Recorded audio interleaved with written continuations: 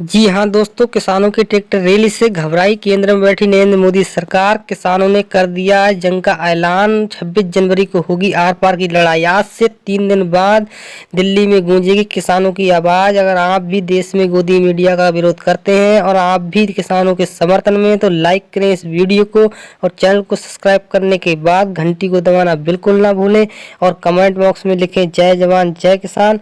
दरअसल आपको बता दें, आज से 3 दिन बाद 26 जनवरी है और 26 जनवरी को किसान ट्रैक्टर रैली निकालेंगे। और अभी से केंद्र में बैठी नरेंद्र मोदी सरकार किसानों की ट्रैक्टर रैली देखकर घबरा चुकी है। और आप देखिए इस वायरल वीडियो में। बोल के लब आजाद है तेरे, मैं अभिसार शर्मा।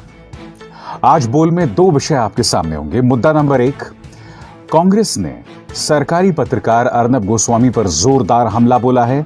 आज बाकायदा एक प्रेस कॉन्फ्रेंस बुलाया गया जिसमें पूर्व गृह मंत्री सुशील शिंदे थे, पूर्व रक्षा मंत्री ए.के. एंटनी थे। इसके अलावा संसद के अंदर, राज्यसभा के अंदर कांग्रेस के नेता गुलाम नबी आजाद और पूर्व कानून मंत्री सलमान खुर्शीद, जिससे आप अंदाजा लगा सकते हैं कि किस तैयारी के साथ कांग्रेस इस मुद्दे पर उतर रही है। और दूसरा मुद्दा जो हम पूरी ईमानदारी के साथ न्यूज़ क्लिक में उठाते रहे हैं, सरकार और किसान के बीच बातचीत। किसान ने स्पष्ट कह दिया दोस्तों कि अब तक आप धर्म के आधार पर हमें बांटते आए हैं, मगर हम समझ चुके हैं और अब हम और नहीं बटेंगे, सरकार के सामने और नहीं झुकेंगे। और दूसरी तरफ सरकार क्या कर रही है दोस्तों? किसानों के खिलाफ NIA जो है वो जांच कर रही है, नेशनल इन्वेस्टिगेटिव एजेंसी। और किसान भूल जाइए, पत्रकारों तक को नहीं बख्श रही है NIA। तो ऐसे में सवाल उठना लाजमी है कि आखिर ये सरकार करना क्या चाहती है। तो इससे पहले कि हम कांग्रेस वाला मुद्दा उठाएं, आइए आपको बताते हैं कि आज दरअसल बातचीत में हुआ क्या। जब सत्ता की ताकत के सामने सवाल कमजोर पड़ जाएं, तो आवाज बुलंद करनी पड़ती है। बोल के लब आजाद है तेरे, न्यूज़ क्लिक पर मेरे साथ। तो मोदी सरकार और किसानों के बीच बातचीत का आज का यह दौर बहुत अहम रहा, क्योंकि आज सरकार सही मायनों में किसानों के सामने झुक गई है। जी हां, पूरी जिम्मेदारी के साथ मैं कह रहा हूं, किसानों ने जो चेतावनी दी थी और साथ ही में कहा था कि हम 26 जनवरी को गणतंत्र दिवस परेड के दौरान ट्रैक्टर्स की एक परेड करेंगे, उस मुद्दे को लेकर किसान ने कहा है कि आप हमसे बताइए, 6 महीने, 1 महीने, 1.5 साल, 2 साल हम किसान से जुड़े इन तीनों कानूनों को मुलतवी करने के लिए, स्थगित करने के लिए तैयार हैं और इस दौरान हम एक समिति का गठन करेंगे। दोस्तों, इस बात को लेकर बहुत जबरदस्त असमंजस का दौर था। पहले एक खबर आई कि किसानों ने इसे सिरे से खारिज कर दिया है, मगर अब जो खबर आ रही है इस पर आप गौर कीजिए। सरकार झुक गई है। सरकार ने कहा कि हम तीनों जो किसान से जुड़े कानून हैं उसे 2 साल के लिए, जी हां गौर से सुनिए, 2 साल के लिए स्थगित करने को तैयार हैं। अब किसान जो हैं वो मिलने वाले हैं बाकी किसानों से, वो चर्चा करेंगे इस मुद्दे पर कल। आज 20 तारीख है दोस्तों और अब अगले दौर की बातचीत है 22 को। आपने इससे पहले देखा होगा दोस्तों कि बातचीत के बीच में जो वक्त था वो 1-1 हफ्ते का था, मगर अब 2 दिन के अंतराल पर अगले दौर की बातचीत होने वाली है, यानी कि जो 11वें दौर की बातचीत है वो 22 को होने वाली है। अब यह अपने आप में एक शुभ संकेत माना जाएगा अगर सरकार और किसानों के बीच जो बातचीत चल रही है उस बात को लेकर, क्योंकि अब दूरियां कम हो रही हैं बातचीत के दौर में। यही नहीं, सरकार ने अपनी तरफ से एक प्रपोजल रखा और वो प्रपोजल था कि हम इन तीनों कानूनों को 2 साल के लिए स्थगित कर देंगे और फिर हम इसे जो है चर्चा करेंगे। और यही नहीं, दिलचस्प बात यह है कि आज किसानों ने सरकार को आड़े हाथों लिया। यह खबर देखिए जो आपकी स्क्रीन पर है। आप जानते हैं, शिमला के 3 किसान जो हैं सिंघू बॉर्डर से हिमाचल प्रदेश वापस आते हैं और वो रिज रोड पर भाषण देना चाहते हैं। शिमला की जो पुलिस है उन्हें गिरफ्तार कर लेती है।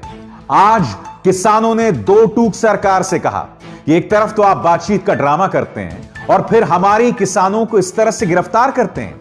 क्या इस देश में अभिव्यक्ति की आजादी नहीं है? क्या इस देश के अंदर सिर्फ सरकार के चाटुकार पत्रकारों को ही कहने की एक तरह से आजादी है? तो यह मुद्दा उठाया जिस पर पीयूष गोयल, नरेंद्र तोमर ने कहा कि हम इस पर गौर करेंगे।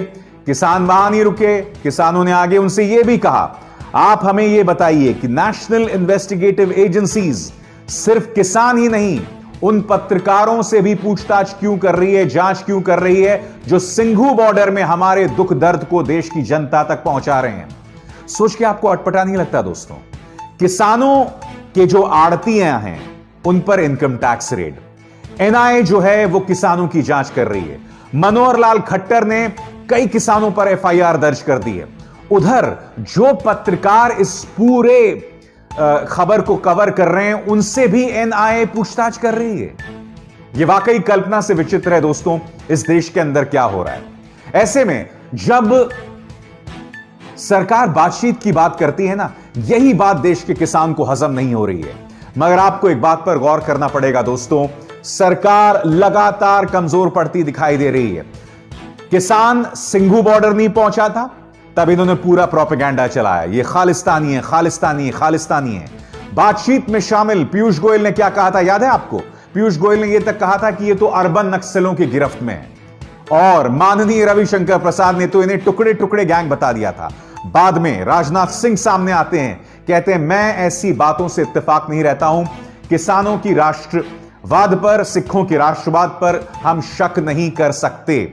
मगर हमें यह भी देखना होगा कि कहीं ना कहीं सरकार किसान के सब्र का इम्तिहान ले रही थी, क्योंकि किसान जो है वो लगातार सर्दी में ठिठुर रहा था। करीब 80 किसान अब तक मारे जा चुके हैं। उधर अदालत में वो एफिडेविट देता है, वो भी आईबी की गप के आधार पर, कि इस आंदोलन के अंदर खालिस्तानियों का प्रवेश हो चुका है। यही नहीं, समानांतर तौर पर दिल्ली पुलिस, हरियाणा पुलिस की भी किसानों से बातचीत हो रही थी। क्यों? क्योंकि किसान ने कह दिया है कि 26 जनवरी को हम परेड का आयोजन करेंगे, किसान अपने ट्रैक्टर निकालेंगे दिल्ली में। इस बात को लेकर जो है बात अधर में लटकी हुई है, और कल यानी कि बृहस्पतिवार को दोनों के बीच में फिर से बातचीत होने वाली है। मैं ये समझ नहीं पा रहा हूं कि आप किसान को इस तरह से क्यों रोक रहे हैं। यह अपने आप में काफी मायने रखता है। देखिए, अब ये दोहरी बातें नहीं हो सकती किसानों के साथ। एक तरफ तो आप बातचीत करते हैं और दूसरी तरफ आप उस पर अंकुश लगाते हैं, आप आड़तियों पर इनकम टैक्स रेट्स मारते हैं। एनआईए जो है वो पत्रकारों से सवाल जवाब करती है। पत्रकार है भाई, आतंकवादी नहीं है। तो एक बात तय है दोस्तों, किसानों की सोच के सामने सरकार की जो तेवर हैं वो कहीं ना कहीं फीके पड़ते नजर आ रहे हैं, नाकाम पड़ते नजर आ रहे हैं। और मैं आपसे क्यों बोल रहा हूं, आप जानते हैं, आज बातचीत के दौरान किसान ने सरकार से कहा, और क्या कहा, कि ये जो तीनों किसान बिल हैं पूरी तरह से असंवैधानिक हैं। तो पीयूष गोयल ने उनसे सवाल किया कि भाई आपको क्यों लगता है ये असंवैधानिक है?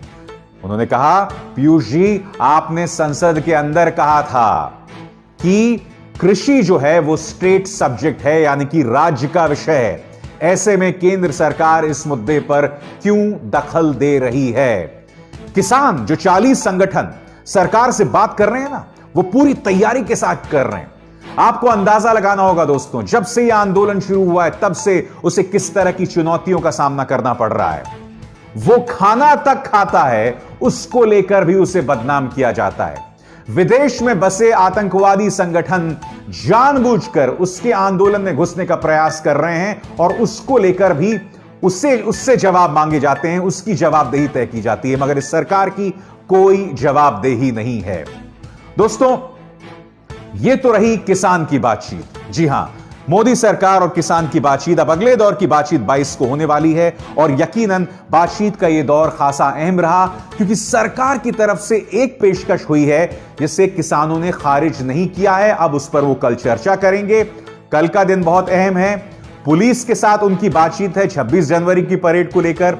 यही नहीं, अब किसान बताएंगे, अगर किसान मान जाते हैं तो यह आंदोलन यहीं खत्म हो जाएगा, कम से कम 2 साल के लिए। उसके बाद आगे देखना होगा क्या होगा।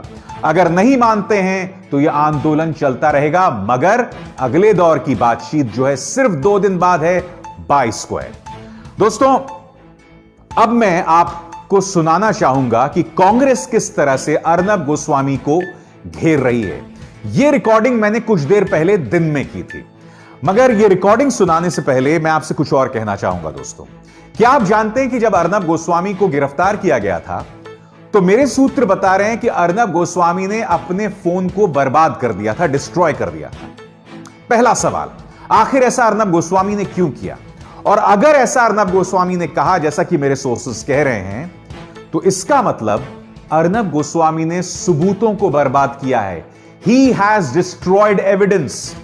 मेरा सवाल यहां पर कांग्रेस से कि आखिर वो इस मुद्दे को क्यों नहीं उठाते?